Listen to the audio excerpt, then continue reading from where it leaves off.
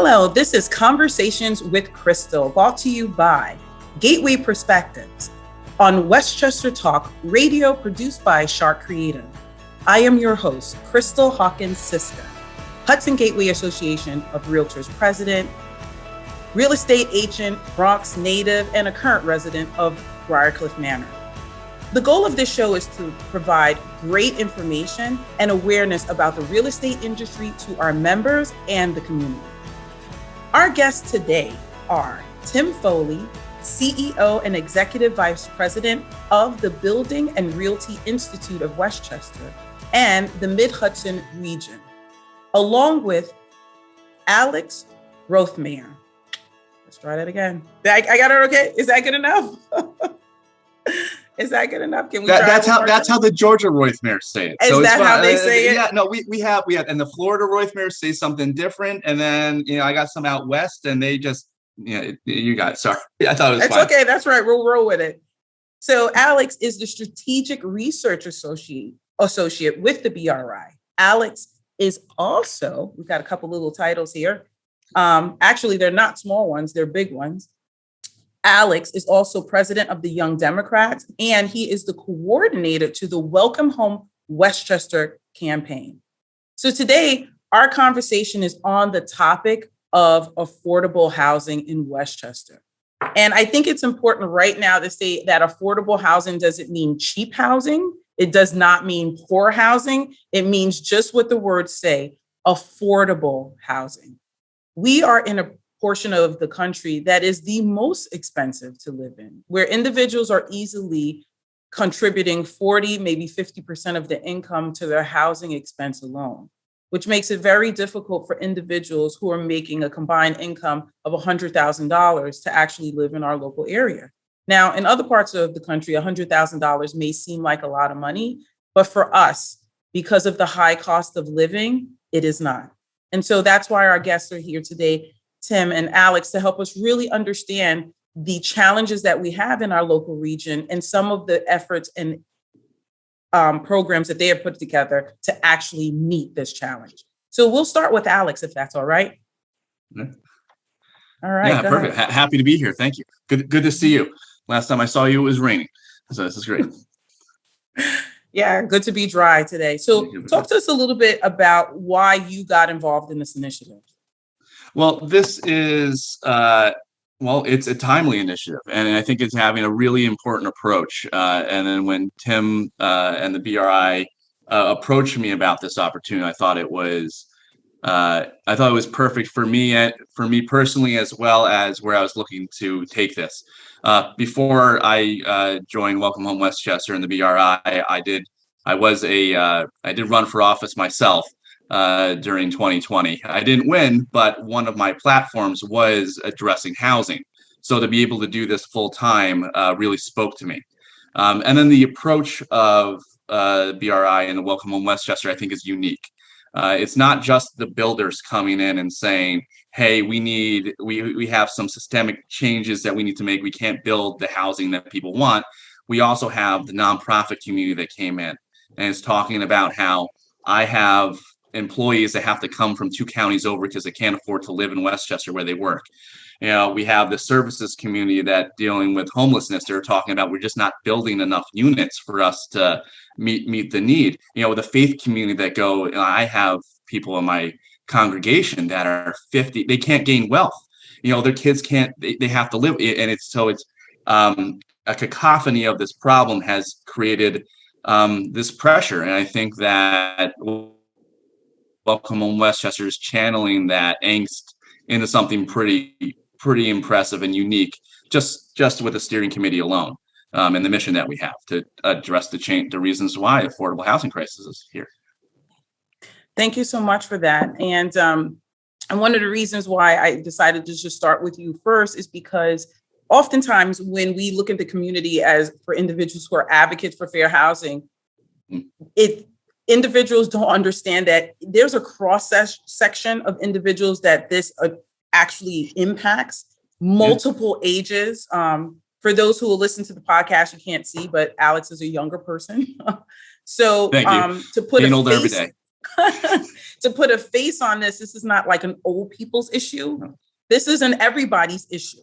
Yes. Okay. And I think when we look at this panel here, we're representative of our full community to show that, this is a real challenge for us. And I'm glad that you're stepping up, and thank you for sharing your passion. And now we're going to head to our Chief Executive Officer, Tim Foley. If you can talk a little bit about why you got involved in this and why it's important to you. Sure, absolutely. And thank you so much for having us here, Crystal. This is an important conversation, to be sure. I joined the BRI about 2 years ago, and immediately before I did, Westchester County actually released the Westchester County Housing Needs Assessment. And it is a treasure trove of information, not just about where we live, but who we are. What are the demographics of people who struggle to find housing? How much do you actually have to earn in some communities in order to be able to find something that's affordable for you to own? What are the demographics that we're welcoming here because we have more of them? What are the ones that are going away?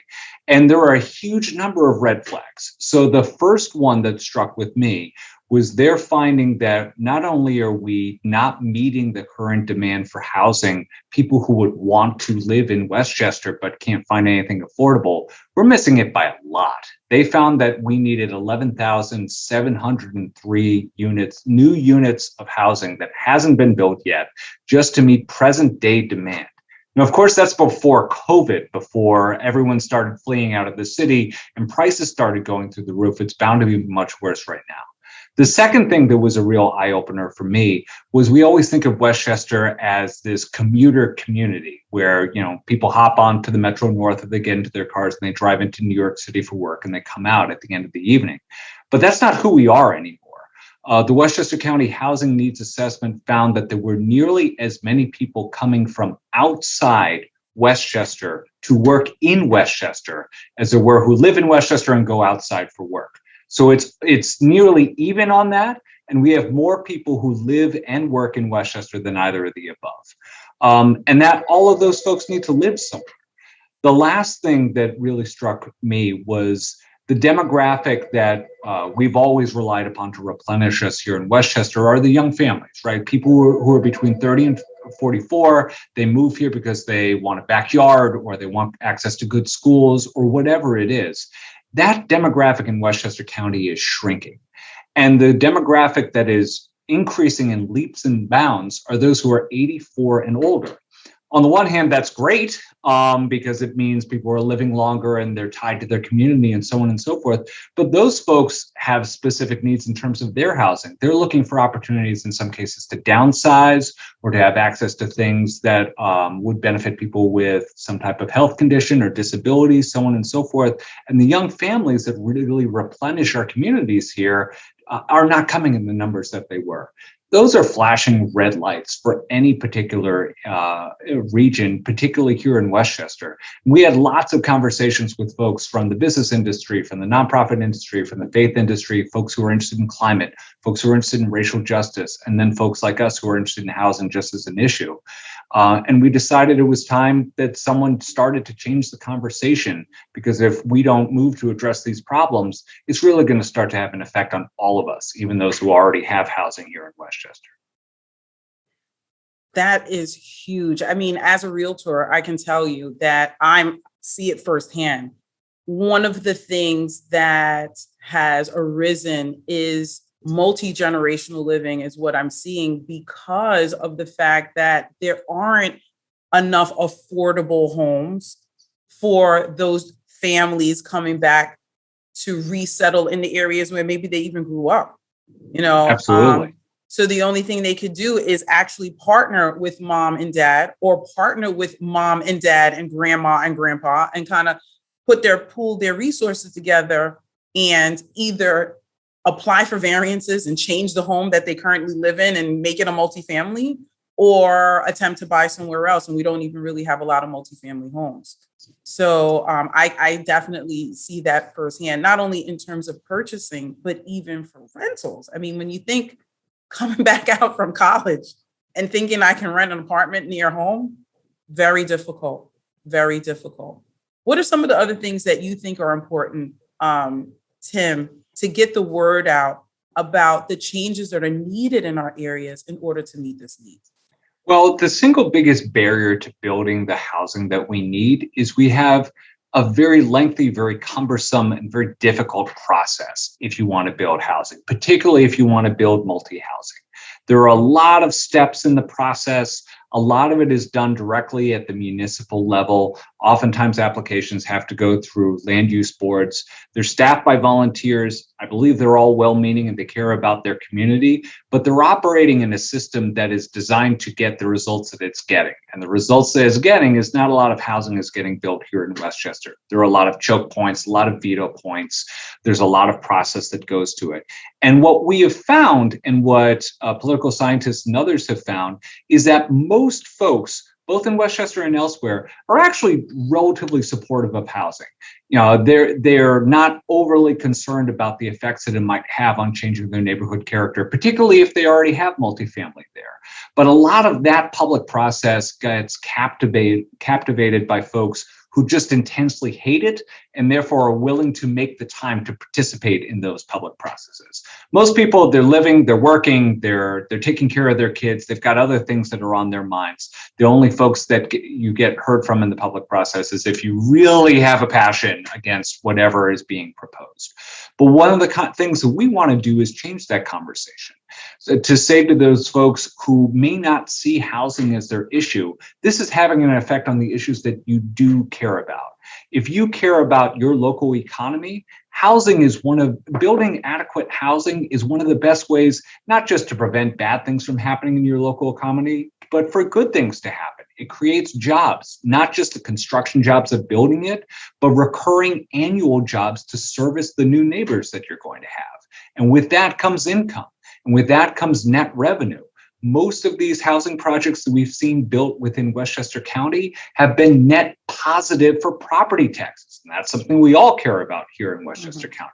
They've been net positive for school taxes. And that's something we really, really care about here in Westchester County. If you care about climate, then you want to make it easier for things to get built near the trains lines, these transit-oriented developments where you don't need to devote so much space to cars. If you care about racial justice, you should pay attention to who's able to live in these Westchester communities easily and who's not. A lot of zoning and planning was created decades ago and was created to achieve certain ends. And in some cases, the ends that it was trying to achieve was to keep out people who looked a certain way or were from a certain class or a certain background from living in these communities. I don't for a second think that most people who serve on land use boards in Westchester Council communities today feel the same way that our ancestors did, but they're still operating the same system. So we want to have a new conversation, both with folks within Westchester County, to show that really, if you care about these issues, you care about us making progress on housing, particularly affordable housing. But I think we also want to have a conversation for the folks, and again, they're dedicated volunteers who love their community, but what is actually the system that we have today doing for their community? Are there ways that we can change it? Can we make the process a little bit more predictable in terms of how long it takes for some of these projects to get approved? Can we come to a simple agreement that we want to see more green buildings and we want to see more affordable housing and we want to see more senior housing? And maybe those should have an easier glide path to getting approved because they bring so much to our communities. And that's the conversation that we want to have. I mean, the points that you hit were so powerful. Each one, like as I was hearing you speak, because and I think it's important to say that this conversation that we're having is not about being a Republican. It's not about being a Democrat. It's about being community members of Westchester County and wanting to see the best for our individuals who live here. That's what it's really about. And when you pointed out that if you care about your local economy, you have to pay attention to this issue because of the trickle down. Like you said, if there's less people able to move in, that's less landscapers, that's less electricians that get jobs, like the trickle down of all the other Westchester members and citizens who are here that own businesses that are impacted simply because our population is less because we can't support those people. In fact, I think also too, there has been some fear mongering that has been put out and make people like feel very trepidatious about Is it going to change the character of our neighborhood? And sometimes that's a euphemism for other things.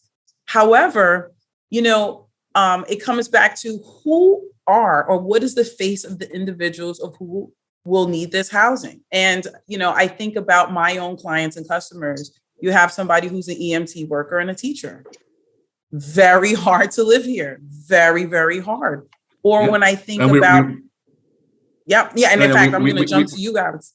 Yeah, well, we were happy to clap for them during the pandemic, but we're not happy to have a conversation about how do we make sure these heroes in our community stay in the community. They don't have to come from Rockland to work in our hospitals. Sorry, I'm getting passionate. No, I'm so glad, because I was actually going to shift to you. But even let's continue that conversation. I mean, we have something called the Heroes Act. And you use that very word, our heroes, our first responders. Yeah. And yet we cannot create an environment that they have housing to even live in the neighborhoods where they may actually work in. I mean, when you really think about that, there's a humanitarian portion that has to be channeled to actually meet that need. And, Alex, if you could talk a little bit more about some of the things that you feel our community needs to understand about this issue. Well, if I may start with the hypocrisy of it, it's at one point, we're calling them heroes, but then, you get into certain board meetings. And once again, it's not the planning board, but these are the NIMBY, the people that show up, the community defenders, and they use that other a lot. So, and unfortunately, it's probably a racial comment. It's an economic comment. I was in a meeting talking about, and I challenged them, what do you mean by other? And they went like, oh, I mean, Amazon trucks coming in and out of the neighborhood. It was too much. I'm like, that's not what you meant. That's not what you meant when you were talking about. But to go back to your question about, on a community level, and part of this campaign is one part is an informational campaign, the Welcome Home Westchester. And I think we're doing a really good job. The other thing is trying to build a new constituency when it comes to housing policies and housing, and because all roads lead through housing. It's one of our basic human rights where we need to do so. The only good thing about this crisis is that it now affects everybody. The millennials that are looking to start a family and to build a house, I don't have an option to build right now. My grandparents who are still in the house that they raised my mom and dad in, it's crumbling around them, but they can't afford to downsize. It's coming from every direction. It's coming from, I worked for most of my time in the New York State Assembly, working for New York State, trying to be a good person. I still had to live with my parents for a while. And even that's a blessing and a privilege that I was able to have space, that I wasn't kicked out. And that needs to be acknowledged in the conversation. Mm-hmm. So one of the biggest challenges of this is, how do you have this conversation that's all encompassing, but we don't get distracted? Because we need the community to start having a conversation about housing in a different way. And we're dealing with, when people think affordable housing, I think about Section 8 back in the 70s. I'm talking about, I don't want 50% of my income to go to, I want to start building well, so there's even starting with that. But, one of the approaches that Welcome Home Westchester has done is we're starting with the economic level, the economic argument, which is the best thing that your municipality can be doing when it's tax dollars is investing in housing in some way. It's better than the potholes. It's better than building bridges. The best return on investment is giving the opportunity for housing. It's a lot of what Tim talked about, what's the trickle down.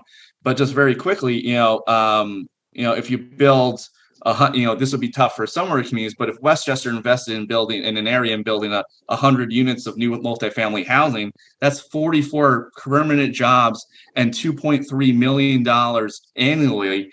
And that's tax revenue that's going into the delis down the street, our main street. It all comes back to housing, and all roads kind of lead to housing. And it's just about activating the community to start talking about it, because everyone has an opinion about housing, because housing has an effect on your life no matter what, whether you're in a single family McMansion or a renter who is underwater financially. Unfortunately, we're all getting in the same boat now. And I think it's important to talk about what types of housing we're talking about specifically, because oftentimes the fear mongering is that here's a lovely little single family home, and we're going to tear it down and we're going to turn it into a 25-story building. Okay, that's absurd. No one's actually planning to do that. If you were even to do things like add accessory dwelling units, where someone has space above their garage or they have an extra wing that they're not using anymore and they wanted to convert that into a usable apartment, it's off the street, doesn't affect the neighborhood character at all. You have a bunch of those, all of a sudden you're starting to chip away at the problem.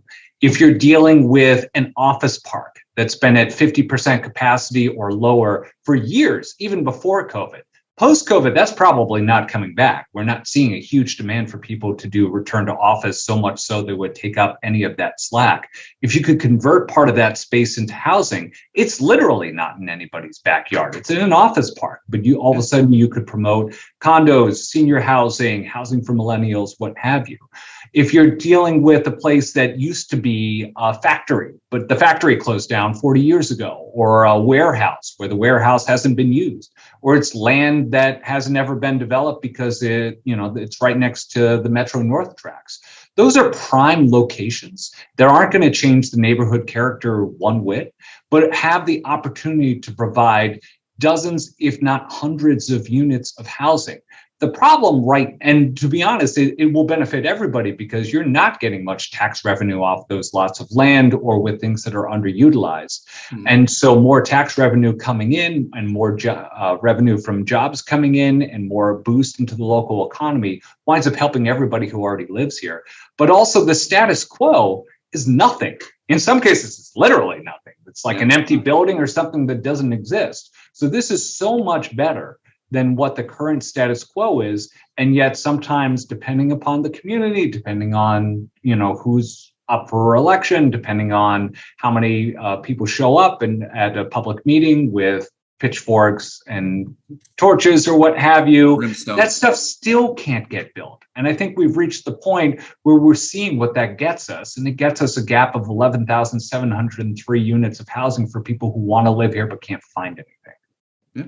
I mean, Tim hit on one of my favorite subjects is the underused office parks, and that we describe that that's our area's Rust Belt. Like Buffalo does better than most places when it comes to finding underutilized areas and turn that into housing. We don't have locks and stuff here, but our Westchester's Rust Belt is our underused office parks that come with parking. They're literally not in everyone's backyard. We need to start looking at those incrementally and strategically. That's and there's an environmental element to that as well. So it seems to be a home run. We need to repurpose those spaces. I mean, we really do, because they're just sitting there empty. And in some neighborhoods, even though the office space is a little bit of an eyesore. So this definitely addresses multiple issues if we can think outside the box and use what we have to meet the demands that we have here. Let's make that together. Yeah, sorry. Exactly. So I was going to say, as a Westchester resident and as a realtor, if I wanted more information, I mean, you gave a lot of statistical information in this talk that we're having right now. As a Westchester citizen, as a realtor, if I wanted to get that information, if I wanted to find out more, where would I go? So we just recently published a paper on the economic benefits of building the housing we need. It includes both national studies as well as New York specific information. That's available on our website, www.welcomehomewestchester.org. That is part of a whole series of research that we're planning to do to help change the conversation. And over the next months and even year, we're going to try and put out more information on the issues that people are legitimately concerned about when it comes to building new housing, and showing with hard empirical data what actually happens when you build multifamily. What does it happen to the school population? Not projection, what happened past tense? What does it do for your property taxes, your school taxes? What do certain things like our parking requirements, which are all over the map? We have 47 different parking requirements for 47 different municipalities. Don't get me started. Most of them were created. Most of them were created at a time when we figured that everybody would be driving around with 2 or 3 cars at all times. That is not the future that we're envisioning whatsoever, nor ought it to be. But most of them haven't been re-examined. What is the actual effect when you build multifamily on that? So again, our website is where we'll be releasing these. You can also follow us on social media. We're on Twitter, we're on Instagram. You can sign up for updates. And again, this is a multi-stakeholder campaign because we think we all have a stake in the future of housing. So we would welcome anybody to join us in this conversation. So if you could just restate one more time that website and the name of your organization. Absolutely. It's www.welcomehomewestchester.org, and it's the Welcome Home Westchester campaign. All right, excellent. So in closing, is there any other remarks that you would like to share that you think are important as we sign off? Well, the most important thing that I can say is that Westchester is not unique. Most suburbs in high-cost cities are facing the exact same affordable housing crunch. We need about 11,700 units. The National Association of Realtors said that the national shortage is in the millions. But we have a big advantage that other regions don't have. Westchester County already did the work of figuring out what we need. I would recommend everybody look at that Westchester County Housing Needs Assessment and look up within it your own town. They did an analysis of every city, town, and village within Westchester County. Who lives there? What do they need? What struggles are they having affording housing? I think it'll be really eye-opening, particularly for folks who really care about their community, to really understand what's happening there. All right. Any closing remarks, Alex? Well, I think we covered a lot. Although I love to keep talking for hours on this, it got my blood pumping. But when it comes to housing and comes the opportunities that Westchester has when addressing the housing crisis, we're at a really good cross section. If you're thinking globally, you can act locally, and it's in that cross section is in your local housing. That's where it is. All right. Thank you so much. And I would love to actually have you both come back again and look. We're at the end of 2021, but I would love to have you come back mid-year next year and see what has changed. Where are we? Where we stand on this issue. So thank you so very much. That was Tim Foley, CEO of the BRI, and Alex Rothmeyer, Strategic Research Associate, also with the BRI. All right, so this was another episode of Conversations with Crystal. You can also find more information on our website, which is hgar.com, as well as follow us on our YouTube page, on our YouTube channel, also on Facebook, and more information also on our LinkedIn page. Again, this is Conversations with Crystal, your real estate agent and community member, bringing to you important issues for our community and for our country. We're signing off, and remember, let us all take our role in being a part of the American promise. All right, we'll catch you next time. Bye now.